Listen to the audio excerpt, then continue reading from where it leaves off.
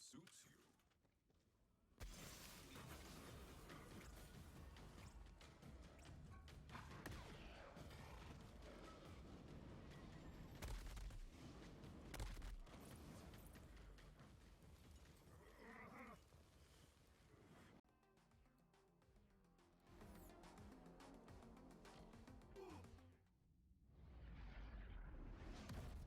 Now that is definitely your target! Light that giant bastard up! Distract them.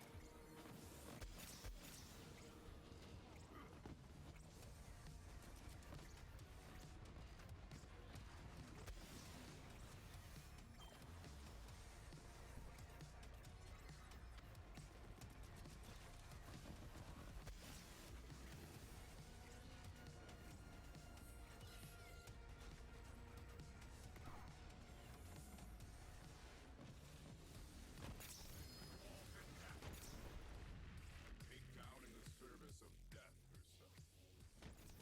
Brilliant work, Bolt Hunter! That ass kicking will make Maliwan think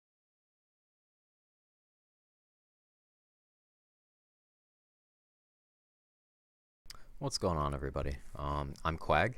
I play Borderlands 3. I do a lot of Flak stuff, mostly around in the Flak community, but I make YouTube videos as well, and this is the long-requested official update to Rakk Stab, the build I'm most known for. So for those of you who don't know, this revolves around using a stinger, exploiting the fact that it gets a full damage formula of melee splash and elemental bonuses, and spamming it with Rakk Attack via this action skill start anoint. So let's go into the skill tree first and break down what things make this work. So Rakk Attack is the action skill of choice here because we get the most casts. The racks themselves are not doing the damage here. This is just a method of enabling the stinger. You'll notice that Red Tree looks pretty standard for most Flak builds, even down to the choice and pet. It's different from the original Rakk Stab build because we do go down to Megavore now that headcount is working. Thank you, Gearbox, for fixing that. The loss in damage compared to a green-blue tree is made up by the fact that we no longer have any downtime between casts, thanks to headcount, Megavore, shooting our guns, and clever use of grenades. In terms of rack augments, you're almost never going to use cryo racks. It just doesn't do anything for you in this build. Flock and Load is sometimes useful in conjunction with Falconer's Feast on lower survivability gearing options, but for general use, you're going to go with Falconer's Feast and Rackcelerate. Green Tree is pretty simple. We're going down to Lick the Wounds, Mayhem Scaled, Water and Dots, and Barrels and Self-Splash. All those things can make your life miserable, so having a pet as a safety net to revive you, huge help. Absolute lifesaver. Eager to Impress for cooldown, very self-explanatory. Furious Attack to get down the tree, but also that gun damage is going to be very significant for your face puncher output. Blue Tree is all the way down to Pack Tactics. Now we have 1 point. The rest is boosted by the meme class mod I forgot to take off. But we're going full Barbaric Yop, Psycho Head on a Stick, 2 in Hive Mind, full Frenzy, 1 He Bites, 1 Who Rescued Who, 2 Ferocity, 3 Persistence Hunter. Now, if you have been unlucky with getting elemental stingers with the right anoint, let's say you got a non-elemental one with the action skill start anoint, then instead of running Spider Ant Scorcher, you would be running a Great Horn Skag, as your stinger is an elemental, so you may as well take this bit of V1 damage and some extra gun damage for your face puncher. Make up a bit of the difference. Guardian rank, pretty self-explanatory. You want elemental damage, melee damage. Those are the important things. Action skill cooldown, I suppose. In terms of passives, none of these are too big. Now, Groundbreaker is great, but not mandatory. The build can work without Groundbreaker. I repeat, the build can work without Groundbreaker. This is not one of those builds that revolves around it. It just takes advantage of it. In terms of Mayhem modifiers, these aren't perfect. I would rather have Healy Avenger instead of Mob Mentality, and I would rather have Drone Ranger than Laser Fair. Depending on your personal preference, you can run with either Buddy System or Postmortem in the very hard. But the big thing here to have is Speed Demon, and make sure you are not running any elemental immunities. Those will make your life harder, and not having Speed Demon will make closing the distance to get your Novas to hit a lot more difficult. So in terms of gearing, let's start with the most important thing, the Stinger. Now this shield drops from Anathema in the Guardian Takedown, and we need this specific anoint, and you want to get it in every element you can. Rad is going to see the least use because we're going to get our radiation from other sources. Fire is only going to be useful against pure flesh enemies. You're going to see mostly shock and corrosive be used in takedown content, but cryo is great for general mobbing as well. And as we know, melee effects, not just punching, get the melee bonus against frozen enemies. So if something survives your first Nova somehow and gets frozen, the second one will definitely kill it. Let's go into class mods, because this is a hot button topic with Flak. You can run any class mod you want with Rakk Stab, like any of them. I have a stack bot on right now, and no, it doesn't have any synergy. It's just got good skills and good passives. The go-to option is going to be Cosmic Stalker, because it's just pure damage. But you can make cases for many different class mods. Trainer if you like memes, because that comm is garbage. Deadeye if you want some move speed and a little extra V2 damage. Friend bot is nice to have in your bag at all times anyway, but if your pet is dying a lot for whatever reason, let's say in the Anathema fight, you can wear a friend bot. Rakk Commander if you want more cooldown. Rakk Pack if you want a balance of damage and cooldown. Bounty Hunter for bossing. You have lots of options. Artifacts. So there are going to be 3 key artifacts you use with this setup. It's going to be either Static Charge, Unleash the Dragon, or White Elephant.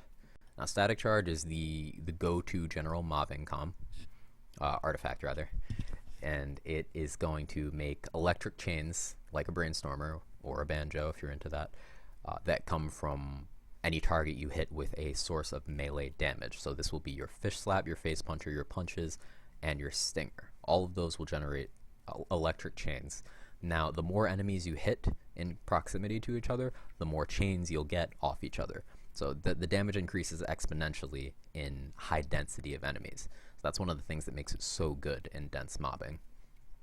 The chain damage is based in part off of your initial melee hit. So if you get a very big number with a Stinger, your Static Charge chains are going to be bigger as well. They also act as a delivery system for your bonus element on your grenade.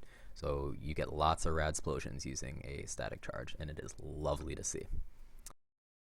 The other gearing options, Unleash the Dragon is the easiest to get. It only has 3 potential passives. It's these 2, melee damage, incendiary damage, or fire resist. So it's very easy to get a good one. It drops from Eldragon in the Jacob's Estate. As long as you're in Mayhem, you can farm for it. But the dot that's applied from Unleash the Dragon is insanely powerful. It will, any enemy you can apply it to, if you apply it with a Stinger, it's going to die. That's how it is. There's no getting around it. They will die. You can use this to get some very flashy boss kills. There are some enemies that it's not going to be the move on. Grave Ward, for example. Grave Ward has dot resistance. Wendigo is fire immune. Certain heavies in the Maliwan takedown are immune to dots outright. So for those kind of situations where it's not good, White Elephant is a great option to use. But generally, Static Charge and Unleash the Dragon are going to be your go-to options. Unleash the Dragon is higher damage potential, but much squishier. Because Static Charge can get the Knife Drain prefix, which means you get lifesteal on your Stinger Novas, your Face Puncher shots, your Fish Slap throws, and your punches. Speaking of Fish Slap, it is a good option for this build, but it is not the core one. So if you missed Cartel Event, don't worry about not having one of these. The thing you really want is going to be either a Hex in Mervtacular or Recurring, or the real best in slot, which is Mitosis Hunter Seeker. Now these grenades will trigger your crit-based effects, namely Leave No Trace, which is nice for your Face Puncher, but most importantly, Head Count, which is more cooldown, which means more racks, which means more Novas. So throwing these out is going to help keep your cooldown even and just keep the racks going. And remember, racks aren't doing the damage, the Novas are. But more racks is more Novas. Can't be stressed enough. Piss Grenade is decent if you lack either of the other options, but it's never going to be as good as these three here. So yeah, I'm gonna show some mobbing gameplay here for the rest of this video. That does it for the build explanation. If you guys would like a save for this build, I have one dropping with this video in my Discord server. There will be a link down below. That's where I put all the builds that I play on stream for you guys to enjoy. And speaking of stream, I stream 6 days a week at least, sometimes 7, at twitch.tv/tbjquag. There will also be a link down there. And yeah, so thank you guys for tuning in. I will try to have more of a consistent upload schedule, but I really hope you guys enjoy the build, and if you stick around for the rest of the video, enjoy the gameplay. Thank you so much. Have a great one.